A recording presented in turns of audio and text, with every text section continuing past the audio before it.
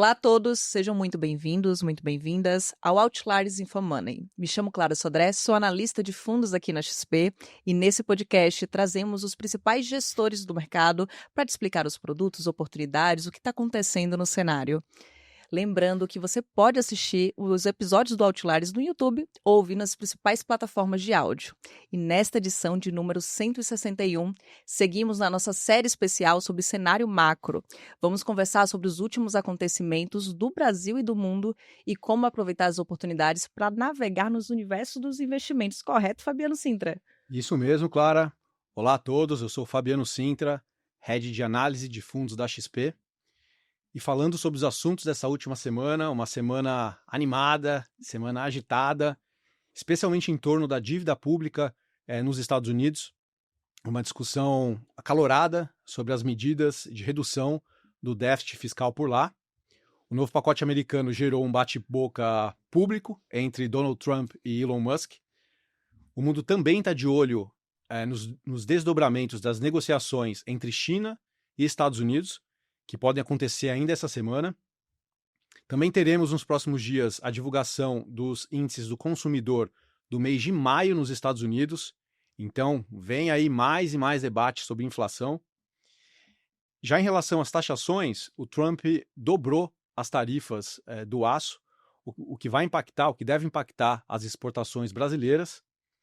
E aqui no Brasil, a gente também tem as nossas questões domésticas, nossos desafios. Esta manhã foram anunciadas novas medidas alternativas ao IOF, também tentando endereçar as metas fiscais do nosso país. É muito assunto importante na conversa de hoje, hein, Clara? Nossa, nem me fale, assim, e vem um excelente momento essa nossa série macroeconômica, né? Porque é ter a oportunidade aqui de debater um pouco dos impactos, porque não é pouca coisa que está acontecendo e são mudanças relevantes na dinâmica do mercado financeiro do Brasil e do mundo. E hoje nós trazemos uma gestora mais que especial para nos ajudar a decifrar esse xadrez dos mercados. O nosso convidado representa a Itaú Asset, uma das maiores gestoras de recursos do Brasil, com mais de R$ 1 trilhão de ativos sob gestão e mais de 2,5 milhões de clientes. Nós damos boas-vindas ao Thomas Vu, economista-chefe do Itaú Asset. Muito obrigado pela presença, Thomas. Não, gente, um prazer enorme estar aqui. Obrigado a vocês pelo convite. Fazendo a leitura rápida aqui, né, do currículo do Thomas, formado pela PUC do Rio de Janeiro e pela Universidade de Princeton, nos Estados Unidos. Também foi professor na Universidade da Califórnia, de Santa Cruz, entre 2006 e 2015. E no mercado atuou na Venture Investimentos e na Verde Asset e chegou ao Itaú em 2022. Fiz um super resumo aqui. Seja muito bem-vindo à nossa bancada, Thomas. Não, obrigado. Esse super resumo aqui já me senti velho. A gente agora entra no nosso bloco de cenário macroeconômico. Vamos entender um pouco mais do que está acontecendo, Fabiana? Vamos navegar pelas águas internacionais, Thomas, se me permite. Mais uma semana o comportamento dos mercados foi fortemente influenciado pela retórica das tarifas, né? No início da semana, o mercado foi dominado pela narrativa do tackle, né? Que em tradução livre é o Trump sempre dá para trás, entre aspas. Acho que baseado no padrão de comportamento do presidente americano em relação à implementação da sua política comercial. Vai, volta, é uma sanfona. Como que você avalia toda essa movimentação dos Estados Unidos em relação às tarifas e qual que é o impacto de ser feito sanfona no restante do mundo? Como você falou, né? Esse vai e volta, eu acho que ele tem um impacto que é tangível e um que é um pouco menos tangível e que talvez seja até mais importante, né? O tangível é o efeito direto na economia americana, que obviamente acaba respingando no resto do mundo, né? Então eu acho que não está acontecendo o pior cenário, que é as tarifas altas ficarem em vigor por tempo suficiente para você começar a ter fechamento de empresa, para você começar a ter demissão e de fato cair numa recessão. Isso não está acontecendo. O Trump vai e volta, mas se, por exemplo, se ao longo de um ano ele passar 6 meses com tarifas, sendo que há um mês sim, um mês não, um mês sim, um mês não, o efeito disso é zero, porque se você tem um mínimo de planejamento, tá, como firma, você importa o que você precisa no mês do não. E aí no mês do sim tem tarifa, você fica parado, né? Então com algum planejamento, mas você fala, mas ele passou metade do ano, mês sim, não tem efeito, tá? Mas tem um efeito da incerteza. Ao mesmo tempo em que, por exemplo, uma firma não vai mandar uma pessoa embora, não vai fechar uma fábrica porque tem um custo de mandar uma pessoa embora, eu acho que ele também não vai contratar. Fala, cara, mas também ele vai e volta, mas eu também não acho que é o momento de eu expandir, montar uma fábrica nova, contratar mais gente.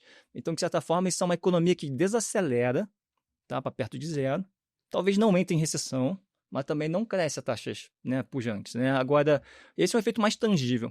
Tem um efeito intangível, tá, que é a credibilidade, é soft power, né? Que é a ideia de que, por exemplo, Estados Unidos, de todos os países no mundo, né, os Estados Unidos é o único que pode ter déficit gêmeos sem ser punido, né? O que é o déficit gêmeos, né? É um déficit em conta corrente somado a um déficit fiscal.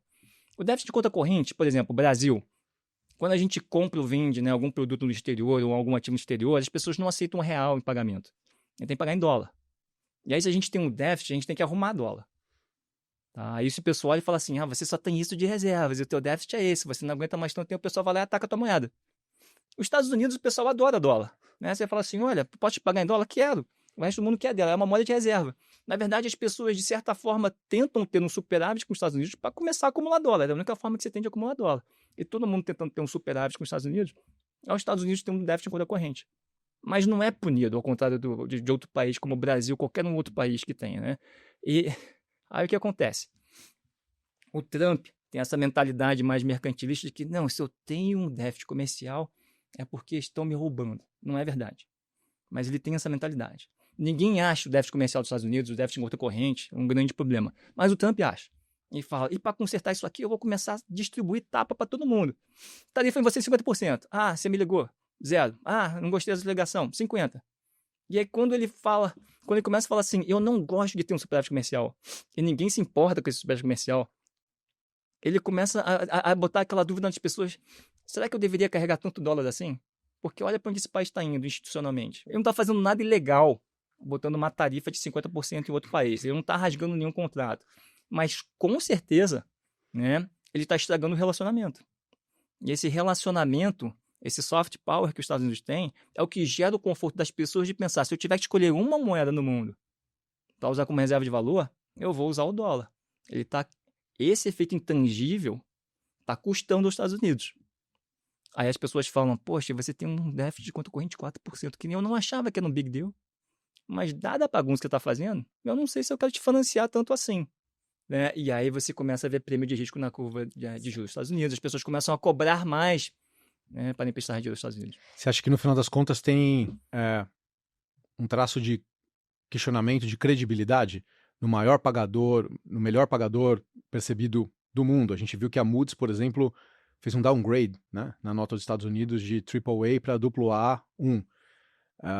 Não só por conta do déficit crescente, elevados custos de refinanciamento de dívida, mas possivelmente por uma questão de credibilidade também. Eu acho que você colocou bem nessa expressão bom pagador, né? Você quer emprestar dinheiro para um bom pagador. Porque você sabe que ele vai te pagar os juros ali certinho, né? Os juros é baixo, mas tudo bem, é baixo o risco, né? Então você quer procurar o bom pagador, e os Estados Unidos sempre foi visto como um bom pagador. E aí, de repente, você tem uma pessoa que vai lá e fala assim, não gosto disso aqui, eu não quero mais dar dinheiro para te proteger do país que está te invadindo. Mas como assim? Mas eu também não quero. Não, eu vou começar a cobrar 50%. E aí você começa a gerar são questões comportamentais que te fazem pensar, poxa, será que esse país vai ser o mesmo bom pagador que sempre foi? Talvez ele ainda seja o melhor pagador. Mas será que ele vai ser um bom pagador? Porque se você pensar um pouco, o Trump não é a causa desse questionamento, né? Ele talvez seja um sintoma de uma população que talvez esteja cansado ou talvez não veja o valor desse soft power dos Estados Unidos, né? Mas vamos lembrar, assim, o Trump foi reeleito, né? Ele voltou, né? Talvez na primeira vez as pessoas não sabiam que ele estava falando sério, né? Nessa segunda vez eles sabem. Né? E existe um percentual grande ali da população que está de acordo, de certa forma, né, e dá uma legitimidade ao que ele está fazendo. Então, acho que faz sentido isso. A gente estava só falando do déficit comercial, do déficit em conta corrente, mas a gente também tem, né, o déficit gêmeos, tem essa parte do déficit fiscal, tá? É uma dívida enorme que ninguém nunca teve a preocupação de se eu financiar desse déficit, ou seja, comprar uma treasury, será que eu tenho que cobrar um prêmio de risco meio alto por esse dinheiro? Acho que ninguém nunca teve essa preocupação, né? Mas aí você começa a ver a direção que os Estados Unidos está indo, as pessoas começam a se questionar, será que eu devia ter tanto dólares assim? E o nível de dívida dos Estados Unidos atingiu um patamar que sem precedentes, né? Ou pelo menos na história mais recente dos Estados Unidos. Mais de 120% do PIB. Você acha que talvez, eu gostei da expressão que você usou, da causa e consequência, ou sintoma, né? Causa e sintoma. Você acha que, na verdade, toda essa questão tarifária é, na verdade, um sintoma de uma dívida pública sem controle e uma tentativa de aumentar a arrecadação, talvez frustrada, e invariavelmente vai desembocar numa discussão de como reduzir custos, de como reduzir o rombo fiscal? O rombo fiscal é grande. Se você pegar os déficits gêmeos dos Estados Unidos, eles dão 2 dígitos, né? É 11%. Acho que é 4% de conta corrente e 7% fiscal. Tá? Eu acho que o único outro país desenvolvido que tem 2 dígitos de déficit gêmeos, acho que é a Nova Zelândia. O Brasil está lá em cima com 9, alguma coisa, brigando para ir para 2 dígitos, mas mesmo assim não é 2 dígitos. Mas tem uma certa... Acho que uma certa graça no que está acontecendo com os Estados Unidos hoje, que tem a ver com esse pacote fiscal que está no Senado agora, tá? Que é o seguinte: há 10 anos atrás, eles queriam fazer um corte de imposto gigantesco.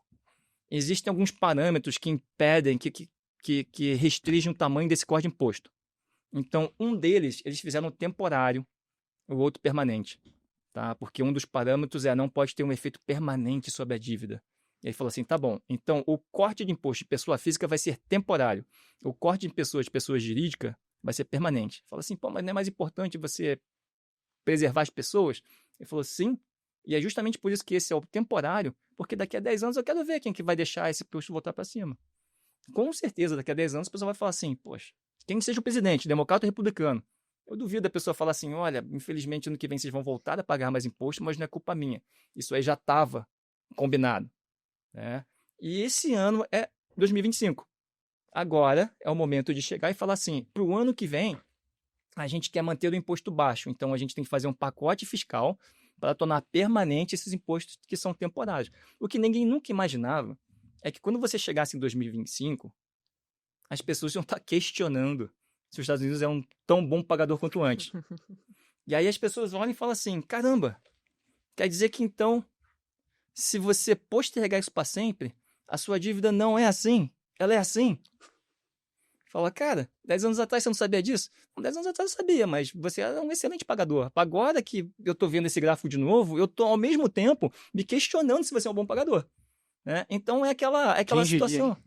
É aquela situação que ou eles não conseguem postergar, né, ou, desculpa, tornar permanente o corte de imposto de pessoa física, e aí ano que vem você pode ter uma recessão, porque todo mundo vai pagar mais imposto, o consumo cai, ou eles conseguem tornar permanente o imposto e o prêmio de risco sobe, porque as pessoas vão falar e falar, caramba, a sua dívida está mais feia do que estava antes, né? Porque você estava fazendo essa estimativa com a lei corrente, e a lei corrente dizia que esse imposto ia voltar.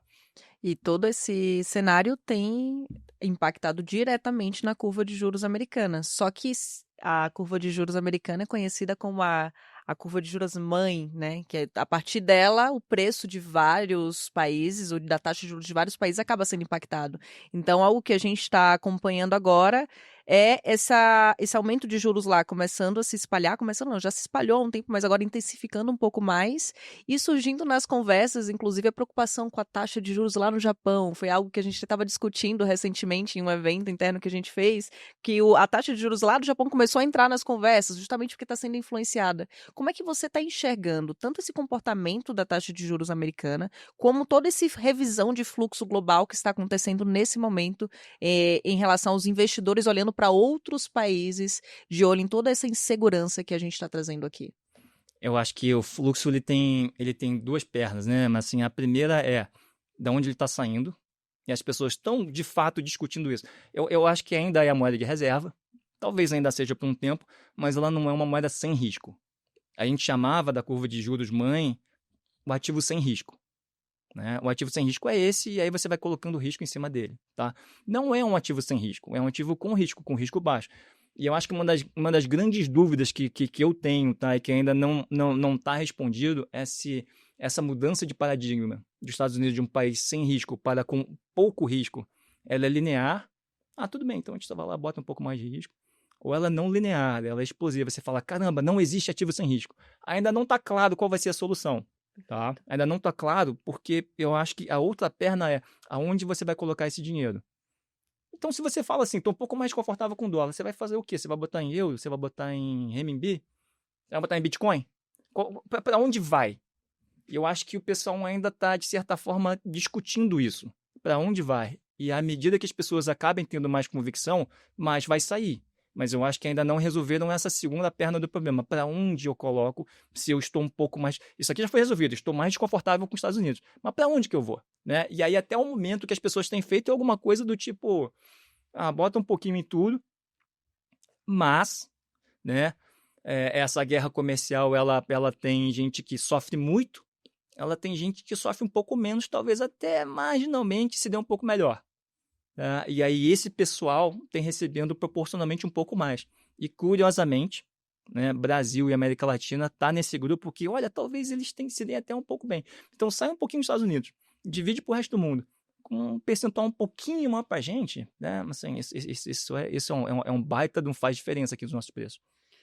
Você sabe que a gente fez uma pesquisa recente com mais de 10 gestoras globais, gestoras que têm presença em mercados relevantes no mundo todo, algumas gestoras centenárias, inclusive, e muito mais para entender nesse momento tão agitado o que é sinal, o que é ruído, onde que tem consenso, onde não tem consenso, como que elas enxergam os impactos olhando os mercados daqui para frente.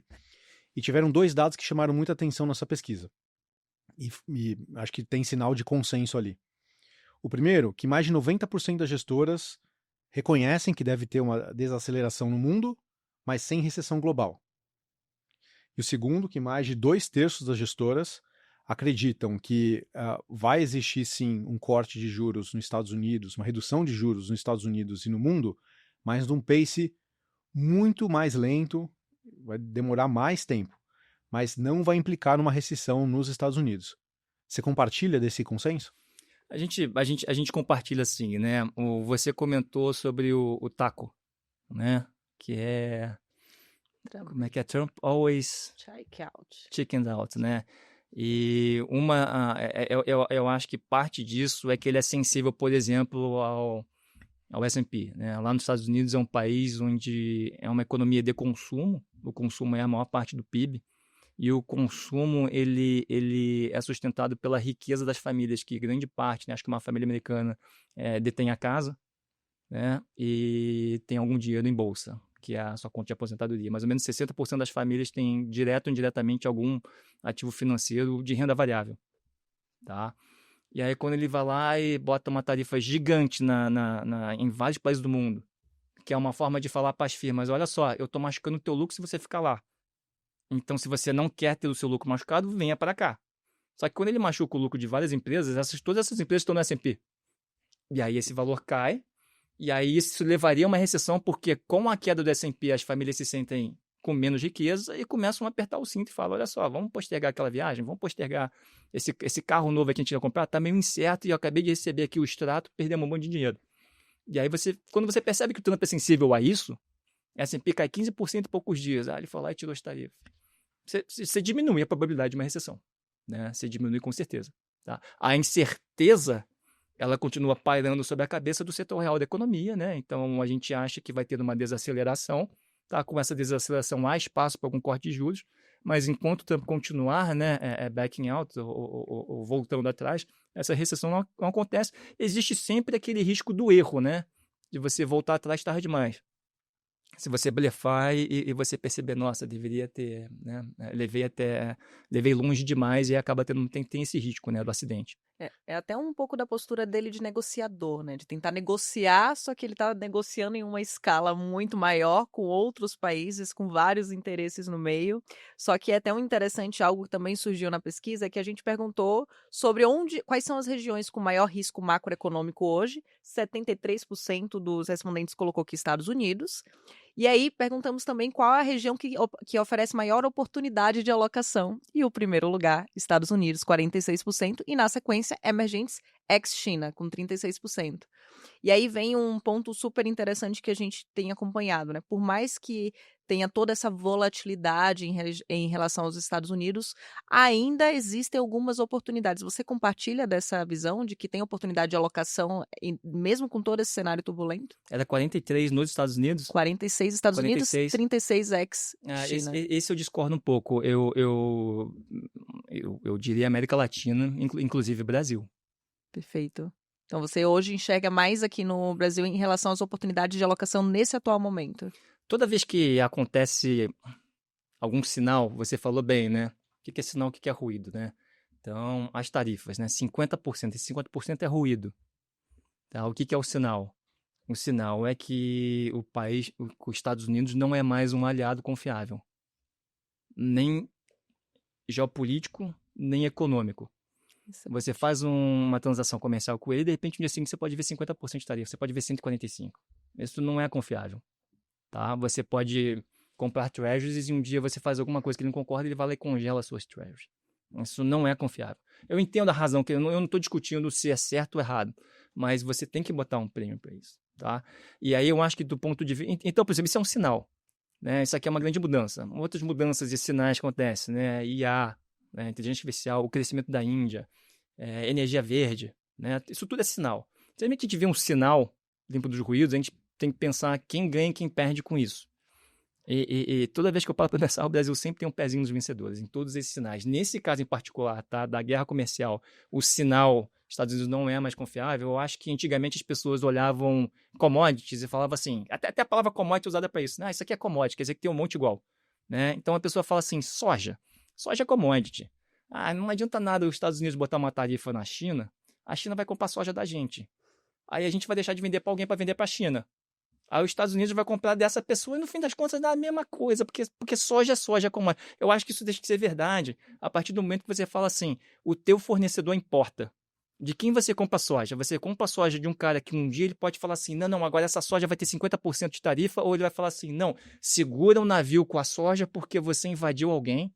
Né? Não estou dizendo se está certo ou está errado, mas olha, será que não é melhor a gente comprar soja de alguém que não se mete nessas coisas? Que é o Brasil. Até o momento, a gente é neutro geopoliticamente, a gente respeita que os Estados Unidos e a China têm problemas históricos que não são facilmente resolvidos. A gente não tem que tomar partido.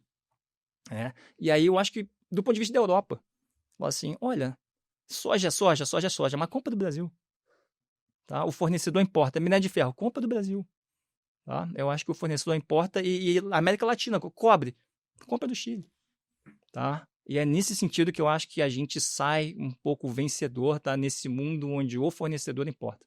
Thomas, todo esse risco de recessão global e aumento de tarifas parece estar recuando aos poucos em relação a esse tom do mundo. Só que essas incertezas fiscais, ela tem pressionado, né, esses mercados desenvolvidos e é algo que, sob uma certa ótica, acaba sendo não tão bom para os mercados emergentes. Só que essa configuração que a gente está vendo hoje está sendo positiva para os mercados emergentes. Paralelo a esse macro global, nós temos aqui uma agenda também bem agitada. Junho começou com destaque para as discussões a respeito do pacote de medida negociado entre governo e Congresso como alternativa de aumento para o IOF e em meio aos desafios que a gente está vendo, né, de cumprimento das metas primárias para 2025 e 2026. Como é que vocês estão enxergando esses desafios fiscais e toda essa volatilidade que tem sido reacendida ao redor desse tema? Eu acho que o grande desafio fiscal que a gente tem no Brasil como sociedade é o tamanho do setor público. A nossa carga tributária é muito alta. Eu entendo que, como um país em desenvolvimento, a gente tem diversas necessidades sociais que geram gastos, né? Em particular, segurança, saúde, educação, isso tudo tem que ser custeado de alguma forma. Você tem que oferecer um mínimo disso tudo. Aí isso custa dinheiro, tá? Mas o que a gente arrecada é demais. Por isso que eu não gostei da discussão da sugestão do IOF como imposto arrecadatório. O IOF ele surgiu numa discussão de que para atingirmos a meta, né, e respeitarmos o arcabouço este ano que vem, precisamos arrecadar mais X, então vamos para o IOF, que vai trazer mais 20 bi esse ano e 40 bi ano que vem. Essa é a proposta original. Tá? O IOF não é um imposto arrecadatório, ele é um imposto regulatório. Tem muita diferença aí, e teoricamente, tá, todo mundo vai dizer para não usar o IOF para esses fins pelo seguinte sentido. Se você quiser arrecadar, você você pode ou ir em cima da renda das pessoas ou em cima do consumo. As pessoas falam que se você for só em cima da renda, você pode ter muita evasão, tá? Porque a pessoa pode falar que a renda não é dela, da empresa, então vai em cima do consumo, porque quando a pessoa compra, você vai lá e você taxa. Algumas pessoas falam que o problema de você só taxar consumo é que ele é muito regressivo. Tem gente que ganha menos e gasta tudo no supermercado. E esse cara vai pagar imposto sobre 100% da renda. Tem gente que ganha muito, poupa uma boa parte e a outra parte vai no supermercado, então ele vai pagar percentualmente, né, um pouco menos. Então por que você não vai para a renda? Porque na renda você consegue falar, esse cara ganha mais, tem que contribuir com mais, esse cara ganha menos, ele vai contribuir com um pouco menos, né, que é justíssima. E a maioria dos países vão em cima da renda ou do consumo. Quando você trabalha, você ganha, você paga imposto. Quando você vai lá e gasta, você paga imposto. Não tem muito como escapar, você vai ser tributado 2 vezes. Quando eu gastar e comprar um carro, eu vou pagar os impostos, né, que aquele carro tem, ICMS, IPI, e a concessionária que vendeu o carro vai ter lucro e vai pagar imposto sobre renda. Tá? Então, não tem como escapar renda e consumo. O IOF é um imposto sobre operações financeiras, e operações financeiras nada mais é que você arrumar uma forma eficiente de alocar sua poupança. O que quer dizer isso? Tá? Não estou dizendo poupança no sentido que esse dinheiro está numa cadeira de poupança, mas você recebe a sua renda, mas você não vai consumir tudo imediatamente. Porque você está planejando uma viagem no fim do ano, curtíssimo prazo, você está pensando em comprar um carro daqui a 2 anos, mas você não quer financiar, ou você quer fazer a tua aposentadoria em longuíssimo prazo. Então, uma renda que foi tributada, você não consumiu imediatamente, mas quando você fizer essa viagem, você vai pagar um imposto lá, quando você comprar a passagem aérea. Quando você comprar o carro, você vai pagar um imposto. Ou quando você receber a aposentadoria e consumir, você vai pagar um imposto. Ele só tá parado. Isso é consumo futuro. Tá? Só que é muito ineficiente você pegar esse dinheiro e deixar no colchão. Você vai comprar um ativo aqui, você vai comprar um ativo ali, você vai comprar um plano de aposentadoria, né? E aí o IOF, que é simplesmente, se você fizer esta operação financeira, você vai ser tributado, como você foi tributado na renda, você vai tributar só porque eu fiz essa operação financeira, porque depois quando eu sacar, quando eu receber juros sobre isso, eu ainda vou pagar um imposto de renda sobre juros. E depois quando eu sacar e consumir, eu ainda vou pagar um imposto sobre consumo, você está tributando pela 3ª vez. Eu sou contra imposto sobre operação financeira. Tá? É uma forma de você poupar eficientemente, mas isso já foi tributado na renda e vai ser tributado quando virar consumo. E se você guardar o dinheiro e morrer com o dinheiro para não dar a satisfação de pagar imposto sobre isso? Imposto sobre herança. Então eu vou doar. Imposto sobre doação. Não tem como escapar. Não tem como escapar. Não tem como escapar. E aí você vai tributar isso aqui, eu acho errado. Tá? Teoricamente, não é que eu acho errado. Assim, a teoria, ela não apoia. Tá? Então, alguns sinais, né? Primeiro, eles estão tentando buscar outras alternativas. Essas alternativas incluem um pouco de corte de gastos e um pouco de imposto de renda sobre operações financeiras. Já não é IOF, é o imposto de renda. Então, o IOF é assim, compra dólar, vai pagar o imposto. Pô, mas eu nem sei se quando eu sacar o dólar eu vou ter ganho de dinheiro. Não tem problema, porque se você ganhar dinheiro, você vai pagar o imposto de renda também sobre aquilo. O IOF é só de ter comprado o ativo. Então, eles estão tirando um pouco disso e indo sobre renda, tá? Ok, eu acho algumas coisas, né? Assim, eu acho, essa discussão ainda está acontecendo, eu acho louvável a capacidade de ouvir, a capacidade de voltar atrás e a capacidade de perceber que talvez há caminhos melhores. Tem que ter um bom equilíbrio entre isso e evitar a percepção de improviso e falta de planejamento. E tem um equilíbrio ali, lógico, ouvir e, né, readequar a rota é louvável, tá? Tem um número de vezes que você pode fazer isso, que aí começa a olhar e parecer improviso e falta de planejamento. Eu diria o seguinte, tá? A gente já está esgarçado em termos de carga tributária, né? E eu não gosto de falar assim, você é contra o IOF, você tributaria o quê? E eu odeio falar assim, não tributaria, eu cortaria gasto, parece que a pessoa está tentando fugir da pergunta, mas olha só, a gente paga 38% do PIB de imposto. 38%. Se alguém botar no Google e perguntar assim, carga tributária do Brasil, talvez apareça 19%, porque 19% é federal. Aí depois você bota estadual, estado e município, dá mais 19%. Isso dá 38%. Tá? Vamos comparar com o resto da América Latina. É tudo mais baixo que isso. O outro que é mais alto, eu acho que é a Argentina, que é 32%, Colômbia é 32%, México e Chile, eu acho que é 25%. Tá? E aí você fala, mas são vários países pequenininhos, que não sei o que, é fácil. E se você fosse um país grande? Índia, China é 20 e 25. A Rússia que está em guerra, eu acho que é 34. Então, o Brasil, a carga tributária total é 38% do PIB, né? Se isso não é comparável nem com o Latam, nem com os outros BRICS, com quem que a gente se compara? Então, a gente pode botar a Austrália, eu acho que é 36. A gente pode botar o Reino Unido, por exemplo, que é 38. A gente pode botar o Japão, que eu acho que é 37. Tá? Esses são os nossos parceiros similares em termos de carga tributária. E isso aí são dados, né? E agora eu vou dar uma opinião, né? Isso aqui é uma opinião. Se alguém acha, é opinião, né? Se alguém acha que a nossa segurança pública, a nossa educação pública e a nossa saúde pública não é do mesmo nível, não é de um nível britânico ou japonês ou australiano, isso é uma opinião, porque eu nunca fui num hospital público no Japão e eu não estudei em escola pública na Inglaterra, então, né, eu não vou falar como se fosse um fato, tá? Eu fico exaltado quando eu falo de quanto que a gente paga de imposto. Se fosse um fato, né, mas a gente gasta mal, tá? Mas eu tenho essa opinião e eu acho que se alguém que estiver ouvindo, tá, paga um boleto de condomínio mais caro porque tem que ter segurança 24 horas. Se botou o filho numa escola privada e se tem um plano de saúde para ter opção de usar um hospital privado, eu acho que essa pessoa vai concordar comigo que a contrapartida em serviço dessa carga tributária bem alta, ela não está vindo.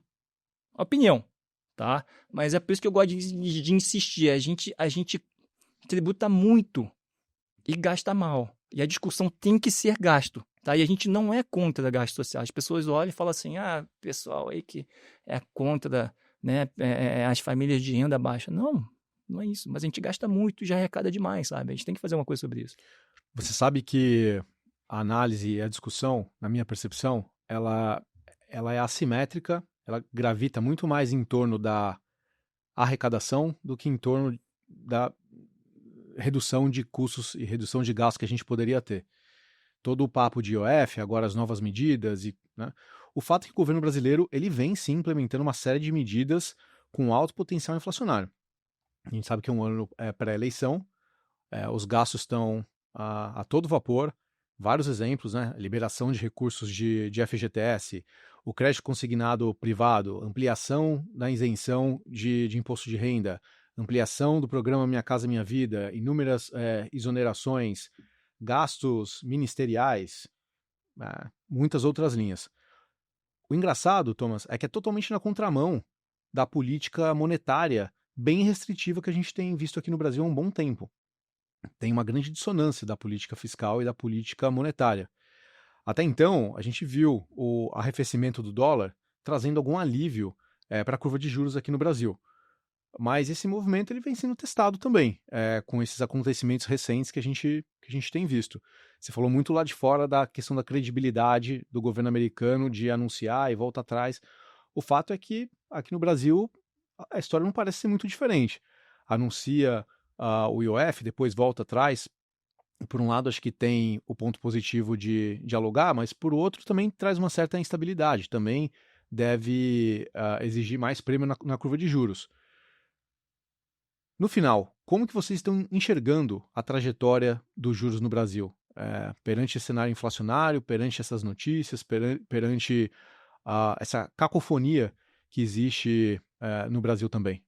Eu acho que você colocou muito bem, né? A gente tem uma política fiscal expansionista com uma política monetária contracionista. E alguém pode olhar e falar assim, bom, no fim das contas dá 0 a 0. Eu acho que não, tá? Se você tiver um carro e você pisar no acelerador e pisar no freio ao mesmo tempo, eu acho que ele derrapa, não é que ele fica no 0 a 0, tá? Não aguenta. Eu acho arriscado. É uma falta de coordenação que é gritante. E ela tem os seus efeitos distributivos, né? Deixa eu explicar isso bem, né? O que é um carro derrapar, né? Você pisar no acelerador e no freio ao mesmo tempo, se a gente passar isso para uma economia, né? Eu vou ter os juros altos, mas ao mesmo tempo, por exemplo, o Minha Casa Minha Vida, agora o faixa 4, né? Pessoas com até 12 mil reais por mês de renda se qualificam, tá? Isso é classe média para cima, tá? E eu não sou contra Minha Casa Minha Vida. Eu só não sei se, dado quanto a gente arrecada, quem ganha 12 mil reais, né, eu pensaria como o público-alvo óbvio de algum programa de subsídio de financiamento para comprar casa. Não sou contra o programa, né? Mas o que eu quero dizer, né? Tem pessoas que não estão sentindo esses juros. né? Tem a pessoa que sente os juros, mas também está recebendo lá um benefício. Tem a pessoa lá que, por exemplo, debêntures. As firmas maiores, elas têm acesso ao mercado de capitais. Então, elas conseguem emitir, tá? E conseguiram, né? Teve um forte movimento de captação nos últimos 2 anos, e eles estão com o balanço limpo. Tá? Então, juros, uma das razões que ela segura a economia é porque ela dá um certo aperto no balanço das firmas que vão ter que pagar um serviço da dívida mais alto e elas falam, cara, agora a gente tem que economizar aqui, então vamos economizar no CAPEX, vamos deixar o CAPEX para depois, vamos fazer aquela fábrica nova depois. E assim que ela segura. Mas as firmas que, em geral, são as maiores, que têm acesso ao mercado de debêntures, não estão sentindo tanta dor assim, né? Então, acho que essa mistura de estímulo com pé no acelerador e pé no freio, ela está meio que deixando no agregado meio parado, a economia está resiliente, a inflação, a gente não está enxergando ela vir para a meta no ano que vem. Talvez ela vá para o topo da meta, que é ficar ali entre 4,5% e 5% no ano que vem, mas a gente não está vendo uma inflação entre uma meta. Mas, por exemplo, a pessoa que não é uma firma grande ou que não tem acesso ao subsídio de juros de Minha Casa Minha Vida, esse cara está pagando 14,75%. Então, tem gente sofrendo. Então, não é 0 a 0. Tem gente sofrendo.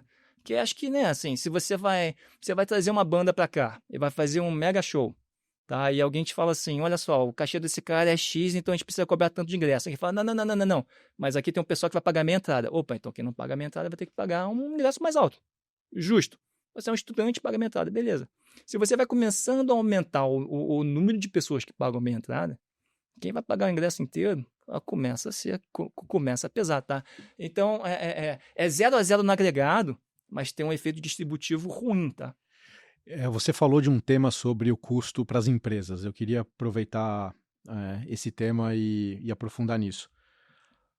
Como que você avalia a resiliência financeira das empresas no Brasil que estão se financiando, que estão tomando crédito nesse patamar de juros, 2 dígitos para cima, ao longo do tempo? Você acha que em algum momento elas vão começar a colocar a língua de fora, elas vão conseguir continuar saudáveis, mesmo com esse custo tão alto? A Itaú Asset, por exemplo, tem mais de 400 bilhões em crédito. Ela participou, os fundos participaram desse financiamento através desses títulos. Não só a Itaú Asset, outras assets bancárias, outros fundos de mercado, fundos de crédito em geral.